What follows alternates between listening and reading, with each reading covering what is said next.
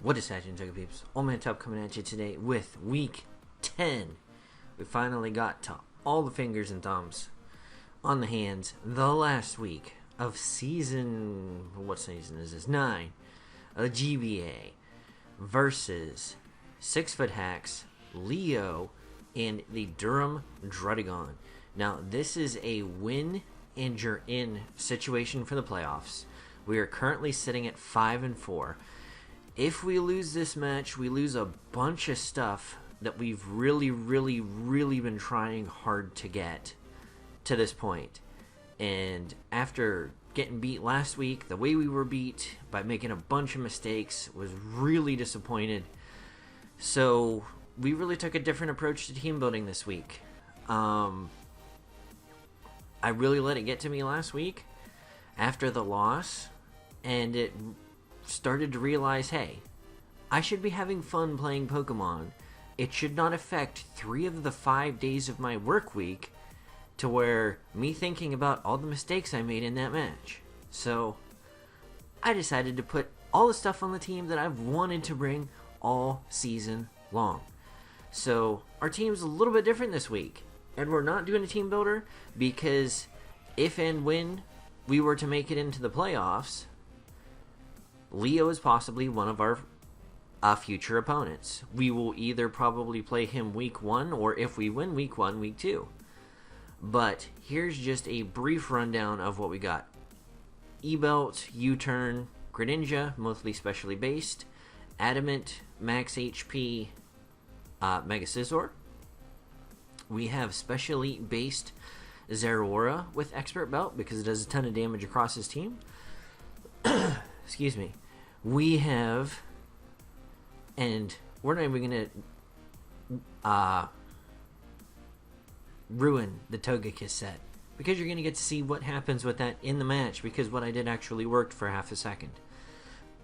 Excuse me. Throat got horsey all of a sudden, which are shiny right now. Next, we have Scarf Diggersby. I think we ran Adamant this week because we could. But as you can see on the team we brought, we get Earthquake everything. Everything on his team can be Earthquake. No, it's just like, what? Everything can be Earthquaked. But yeah.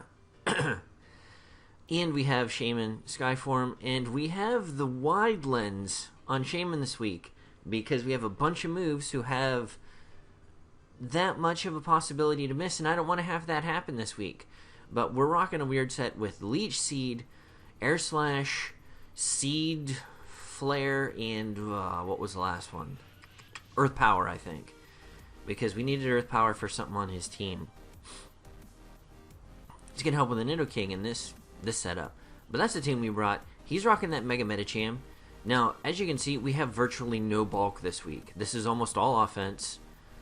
So we're going to have an issue with Mega Medicham fake outs, if he is indeed bringing that, or priority outside, on top of that. So that's something we got to be mindful of.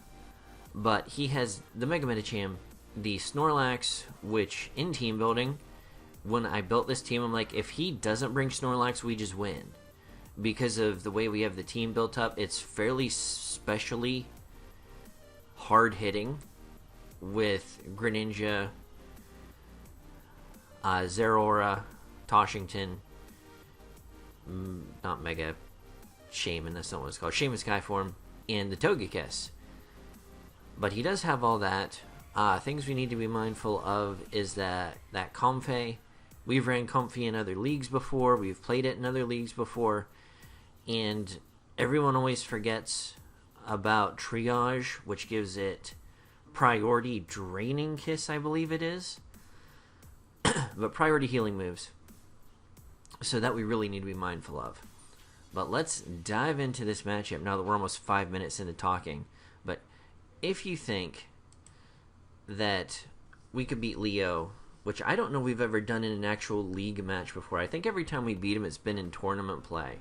And we usually always beat him just based off of like a 1 turn of luck, which changes the tide of battle. So we'll see what happens here. We're going to leave with Shadow Warrior because it's super fast and we can just U-turn out on whatever he has. And he's going to lead with this thing. And I could have gone into Scizor here to take the fake out, but I wanted to see how much damage he's going to do Greninja. I know it would do less than 50%, and I didn't think he would stay in to take a Dark Pulse or a U-turn, which actually does, and I was just like, oh. But I just U-turn out here, which is going to allow me to go out into Scizor, and I ran the calc on this Scizor and thought I'd be able to take one high jump kick, then realized I ran the calc with Mega Scizor. We're going to take high jump kick to the face, that's just going to kill us, and that's no bueno. So that's something that happens right off the bat. But we're going to bring Toshington out here, and the only thing he can bring in to take Thunderbolt is a Nidoking. So we're just going to HPI straight off the bat. So that was a really good play. There was no way he could leave in anything. Turns out to be a crit, and that does so much damage.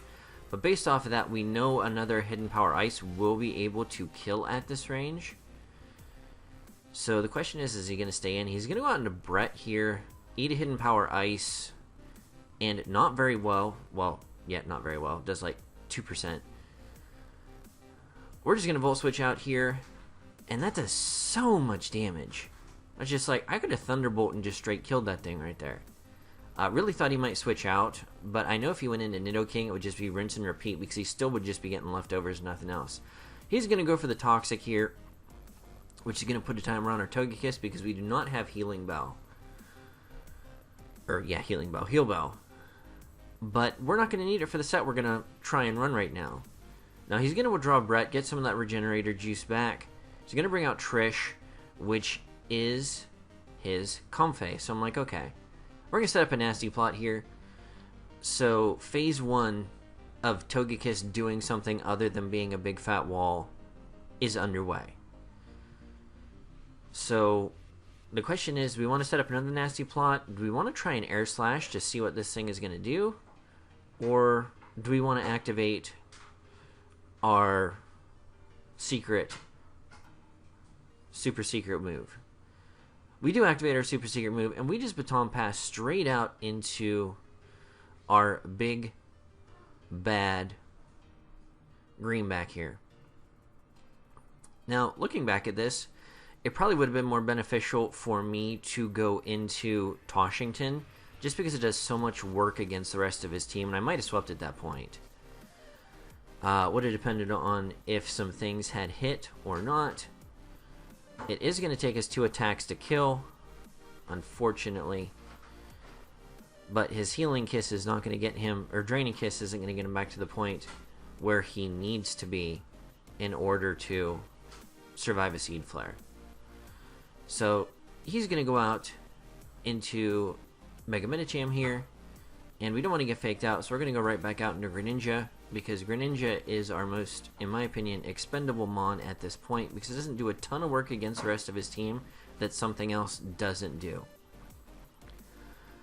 So we're just going to continue to stay in here. He's going to go into Bam Bam, and I'm just like, okay, that's definitely got to be a Snorlax, and it is. And it takes that Dark Pulse super well. So we're just going to U-turn out here. Probably he's either going to set up a Curse, a Belly Drum, or just, just start body slamming us. So they're going to go out into Powder Puff because we need to start hitting this thing hard on Special Side. And like I said, we can just start Earthquaking things at this point. He's going to body slam us. That does almost 50%. Luckily for us, we don't get the paralysis. He's going to bring Brett out here, just eating a big old Earthquake right to the face. So poor Brett is going to survive that attack, but is not going to want to take another one. He does go for the Protect here. Not entirely certain what the objective of that was. Maybe he thought he had a leftovers on the set, but he does not. He is just going to take another Earthquake to the face, and Brett is going to go down. So that's good for us. He's going to bring Mega Medicham back out here. We're going to have to switch out. And Shadow Warrior is going to go down to this fake out. So at this point, Mega Medicham has killed 2 things on our team, our Mega Scizor and our Greninja.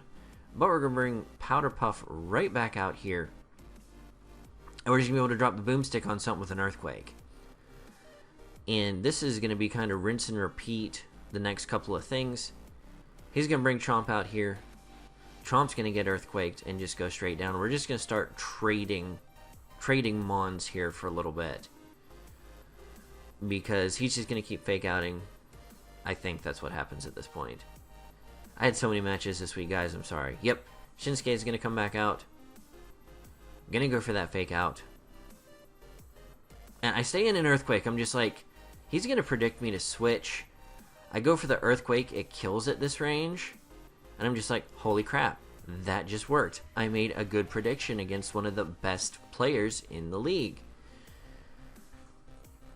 Now here, I probably should have switched out into something else to eat this close combat, namely Togekiss, because it doesn't have a lot of value at this point. But I do go for the Earthquake. It does a ton of damage, but that does give him the opportunity to go into close combat. A close combat on Togekiss would have done a ton, and that would have been fairly telegraphed because he had to kill me at that point. Now, here's where we start getting a little bit sloppy. We go into Greenbacks, thinking, oh, I'm just going to Air Slash it. It will be dead. No problem. But he's packing that Shadow Sneak, and it's going to do so much damage to us. Now, had we go into Toshington there, we'd have been able to kill one thing coming in, no matter what. So we go into Toshington here. Earthquake's going to, or a Thunderbolt's going to kill just about anything. And had we not allowed our good boy Shaman Sky to go down, we would have it in our back pocket for the Snorlax, which is an issue now because we don't have a physical attacker left on the team. So I'm like, okay, what can I do to beat this thing? Let's see how much damage a Focus Blast does. I'm like, okay, if we can do about 50%, we'll be good. It does about 50%, and wait a minute. Special Defense drop. I'm like, okay. So he's got the Berry, which is going to take him back to 50% health. He's going to Body Slam us here. I'm like, okay. That won't do enough to kill us. Toshington is an absolute monster. We need to land another Focus Blast. This one's going to miss. So we get super lucky with the fact that we get the Special Defense drop, but now we can't hit another Focus Blast. But with the Special Defense drop, with Focus Blast, this should be more than enough to kill him, right? And it does. And we just beat the top-ranked player going into this match in our conference, if not the entire league. I didn't check the overall league standings, but I know Leo had only lost 1, if maybe 2 battles up to this point. So we changed it up. We let Leo know ahead of time that we were going a little bit different direction, because me and Leo are pretty good friends. So we let him know going into this that was going to be a different direction. He said he wasn't going to be super ultra competitive, because even if if I won, we'd be playing in the playoffs, most likely. So we'll have to wait and see what happens. But we won. So the Pittsburgh Pirattatas finish a GBA season in the green, 6-4. I forget what I think our differential was still like -3 or something like that. But we finally, since season 4, we have not had a winning record in the GBA, and we finally done it. It only took us 4, 5, 6, 7, 9, 5 seasons to get a winning record, but we did it, and we are going into the playoffs in the GBA for the first time. So raise that Jolly Roger, and yeah, shout out to Leo, who's always a dude when we battle. Go check out his channel. Obviously, links will be in the description. He's part of the Bullet Punch Club, so go check him out. He's an awesome dude. He's also in the WBE with us, so you can check out his Durham Druddigons there. Check out his channel. You can see week 1 of the WBE should have been uploaded this week, so check that out for him. Our match versus Feint Attacks went up yesterday to this upload, so check that out. But anyways, guys, I'm Oldmantup. Thank everyone who has contributed up to this point, whether you're a legit breeder for us, whether you've helped us with graphics, because I'm terrible at Photoshop, if you've helped us with recording, which a bunch of people have, actually I think just two, which was Goldoa Dragon and Papa Twigs. Papa Twigs did help us this week. If you've commented telling us how we can get better, pointing out some of the mistakes that we've made, especially in team building. I know I've made a ton of mistakes gameplay wise, but everyone who has done anything, even if it's just like videos giving us encouragement, you have contributed to the metamorphosis that has turned into this winning season. So from the bottom of Oldmantup's heart, I want to thank you. Continue to be awesome, and we will see you guys in the playoffs. From what I understand, there will be a week break between this upload and round 1 of the playoffs. Like I said, we are still waiting on, I believe, MV's results as of the recording of this video. His match hasn't been played yet, and depending on how well he does versus, who's he play, Deathly, will depend on whether we play either MV or Leo week 1 in the playoffs. Now, interesting fact, they're the 2 top-ranked people in our conference, and we've beaten them both. So, take that what you will going into the playoffs. But yeah, guys, super excited, so happy that we finally got that chip off our shoulder, have a winning record in the GBA, and we're going into the playoffs. Now, I know people are going to say, oh, there's a huge asterisk beside this. You won in Ubers. You won with a lot of hacks. You're in the worst division in the GBA this season. And I mean, no one ever said, hey, you know what? Tup should be losing because he's in the best division in the GBA, which I've been in constantly in the past. So, to all the doubters, all the haters, to everyone who's ever said, hey, you know what, Tup's an L-Master, he's never going to get better. This is from all the Pirattata fans, all the Bucktooth buckos, straight to your mouth.